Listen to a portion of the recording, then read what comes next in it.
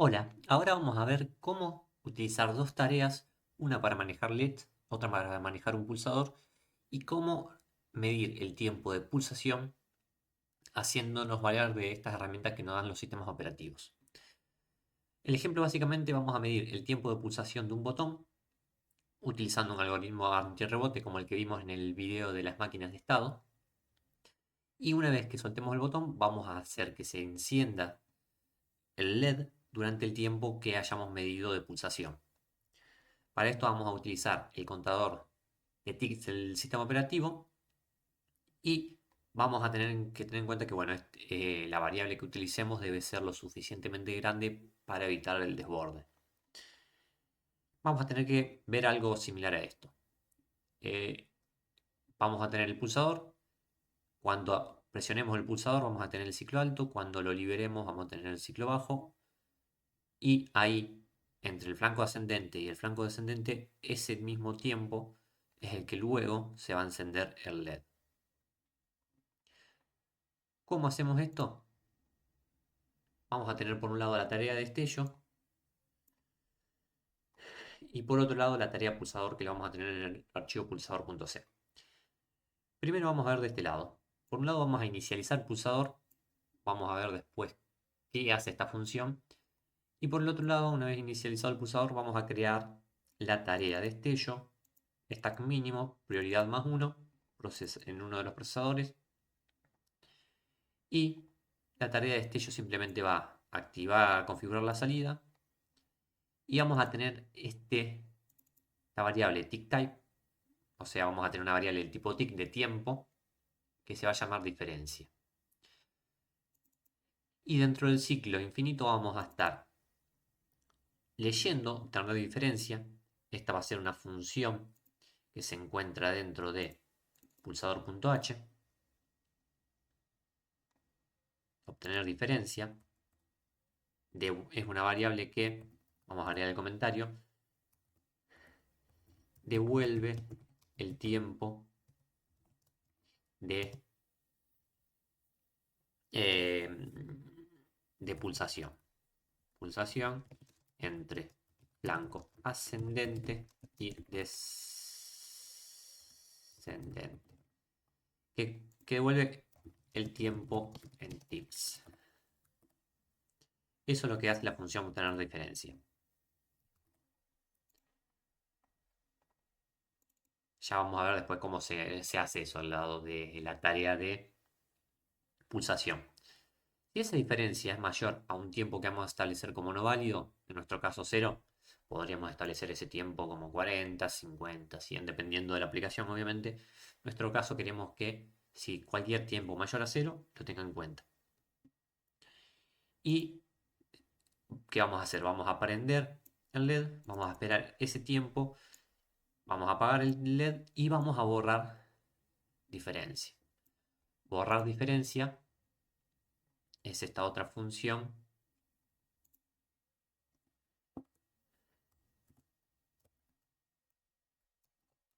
que vuelve a 0 el tiempo de pulsación. Es decir que nosotros cuando ya hayamos utilizado esta función de diferencia, si queremos volver a 0, tenemos que borrar esa diferencia. Y si no, esperamos un tiempo de espera mínimo para no estar consultando continuamente el tiempo de diferencia. Este tiempo de espera lo seteamos en 40, que va a ser un tiempo, mismo tiempo o tiempo similar al tiempo de antirrebote que vamos a usar en el otro archivo. Y volvemos. ¿Por qué hacemos este tiempo? Para que no esté utilizando siempre el procesador. Porque si nosotros hacemos este if y no hacemos un delay, un bittax delay, si no entramos a este if, vamos a estar siempre consultando la diferencia y vamos a hacer que esta tarea siempre esté utilizando el procesador. Y nosotros no queremos eso, queremos dar un tiempo de espera. Un tiempo que no se utilice el procesador. Entonces, por lo menos, el tiempo mínimo de antirrebote. Del otro lado, por un lado vamos a tener esta tarea ejecutándose y por el otro lado vamos a tener lo que sucede en pulsador.c. Inicializar pulsador me va a llamar a esta función. Esta función vemos que primero inicializa una estructura, pulsador.a. Vayamos a pulsador H a ver cómo está escrita esta estructura. Esta estructura tenemos, por un lado, tecla, que es el pin del pulsador. Tenemos el estado, pulsador, que es básicamente el estado de la máquina de estados, alto, bajo, descendente, ascendente. Tiempo bajo, tiempo alto, que lo vamos a utilizar para ver el tiempo de un flanco y el tiempo del otro flanco. Y la diferencia de tiempo, que va a ser la diferencia entre estos dos tiempos, que nos va a dar el tiempo total de encendido. Todo esto lo inicializamos en tiempo no válido, que dijimos que era 0. Y luego configuramos la entrada, que la tenemos definido acá, el pulsador 18, como pull down only, o sea que el pulsador lo vamos a conectar a positivo. Y luego esto acá es básicamente una salida que lo vamos a utilizar para replicar lo que hace el pulsador. Si tocamos el pulsador se enciende, si soltamos el pulsador se apaga. Es lo que nos va a permitir nosotros visualizar en el analizador lógico y comparar tiempos. Y una vez ya configuradas estas estructuras, creamos la tarea y vamos a utilizar en este caso el procesador 1. Entonces dividimos en procesador 0 una tarea y el procesador 1 la otra. Este programa, si tuviésemos un solo procesador, funcionaría exactamente de la misma forma. Y luego vamos a ver lo que hace dicha tarea. La tenemos definida acá abajo de todo. La tarea pulsador simplemente llama actualizar pulsador y espera el tiempo de rebote. ¿Qué es actualizar pulsador? La máquina de estados. Esta máquina de estados donde tenemos que vemos el pulsador, vemos el estado de pulsador A y si tenemos que hay en dicho pin que tenemos definido en esa estructura hay un cambio, vamos a pasar al siguiente estado. Si no, no hacemos nada. Si en el estado ascendente tenemos eh,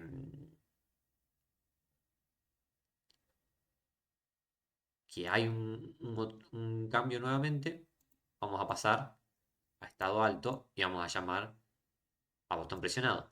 Fíjense que acá el tiempo de rebote se lo estamos dando acá, a diferencia de lo que hacíamos en la máquina de estado anterior, donde usamos un contador. Acá como lo único que hacemos es, dentro de esta tarea, hacer el antirrebote del pulsador, nosotros llamamos a actualizar pulsador.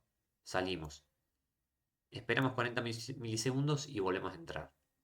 ¿Qué significa? Que si nosotros de estado bajo a estado ascendente se mantiene este estado en alto, significa que realmente hubo un cambio de estado. Si no se mantiene en alto, me da negativo, me da 0 el if else, por lo tanto se ejecuta esta instrucción. Significa que el botón antes de esos 40 milisegundos que demoró la función en volver a ingresar, en este estado hubo un rebote. O el usuario soltó el pulsador antes de esos 40 milisegundos, lo cual es muy improbable. Lo más probable es que haya sucedido un rebote y volvemos al estado bajo.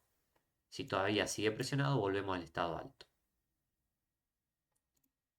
Pasamos al estado alto y llamamos a botón presionado. Es decir, que después de esos 40 milisegundos del rebote comienza nuestra cuenta. Aquí, botón presionado, hacemos la cuenta de tickets actuales, mostramos esa salida de prueba y guardamos este valor de tickets actuales en la estructura. Luego, nuestro programa sigue, estamos en estado alto. Estamos en estado alto. Si no se suelta el pulsador, seguimos en estado alto. Cuando se suelte el pulsador, vamos a pasar al estado descendente. Dentro de estado descendente, vamos a medir, vamos a verificar que realmente se produzca, sigamos en estado bajo. Entonces ahí efectivamente pasamos al estado bajo y llamamos a botón liberado. En el botón liberado, ¿qué hacemos? Botón liberado, tomamos nuevamente la muestra, desactivamos la salida de prueba para tener esa referencia en el analizador lógico y volvemos a tomar el conteo de tics actuales. Entonces, la diferencia de tiempo va a ser igual al tiempo alto en media hora menos el tiempo que medimos en la función anterior, en un botón presionado. Y de esta forma vamos a tener pulsador diferencia de tiempo. Y así la máquina de estado va funcionando.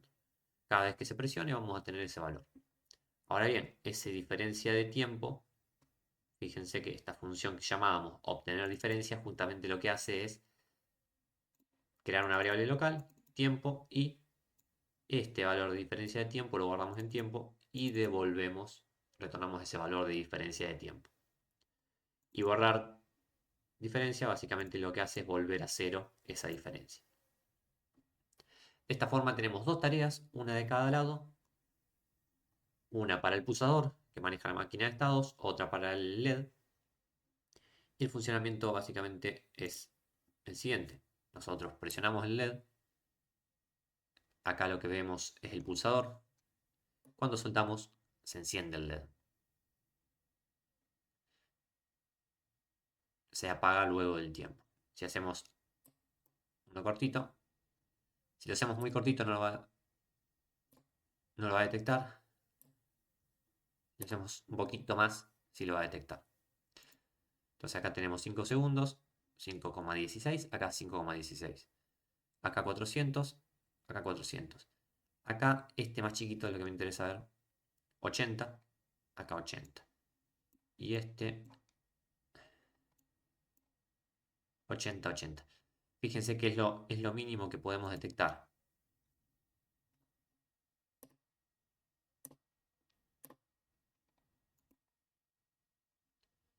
80. ¿Por qué?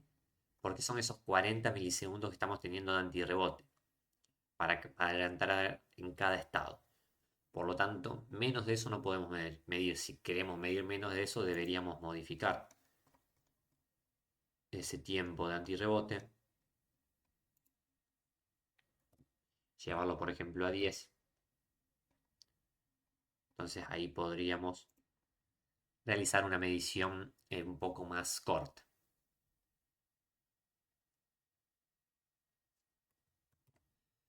Bien, acá vemos con el programa cargado. Vamos a tratar de hacerlo lo más cortito posible. La respuesta del pulsador tampoco es la mejor. Y lo menos que logramos tener 60. Por ahí en algún caso podemos llegar a obtener un poquito menos. Pero eso ya es por la velocidad. Ahí está, uno más cortito. 40. Es la velocidad en sí de pulsación que tenemos.